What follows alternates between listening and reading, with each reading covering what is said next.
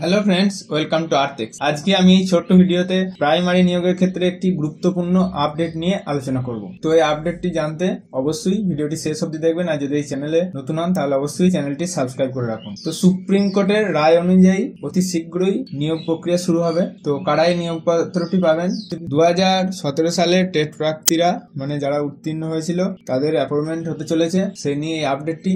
এখানে বলা হয়েছে যে 2017 সালের প্রাথমিক টেট প্রার্থীরা যে আবেদন করেছিল সেই পরীক্ষা হয়েছিল 21 সালে। নিয়ম অনুযায়ী 2020 সালের আগে ডিএলএড প্রশিক্ষণ প্রাপ্ত এবং 2020 সালের পরে ডিএলএড প্রশিক্ষণ প্রাপ্তদের মধ্যে এই মামলা চলছিল। সেই মামলার নিষ্পত্তি হলো গত সোমবার। 2020 সালের আগে ডিএলএড প্রশিক্ষণ প্রাপ্ত আছেন 9,533 জন, আর ভ্যাকেন্সি আছে 11,765। তার মানে সবাই এখানে নিয়োগ পাবে। আর সুপ্রিম কোর্টের রায় অনুযায়ী এই 9,533 জনই প্রার্থী পেতে চলেছে নিয়োগপত্র। এবার ইতিমধ্যেই 2022 সালে টেস্ট পাস ক্যান্ডিডেটরা পর্ষদ সভাপতি গৌতম পাল মহাশয়ের সাথে দেখা করেন এবং তাদের দাবিগুলি তুলে ধরেন। তাদের দাবি ছিল অতি দ্রুত নিয়োগের বিজ্ঞপ্তি প্রকাশ করতে হবে, আর 2022-এর টেট পাসের জন্য 50,000 ভ্যাকেন্সি দিতে হবে।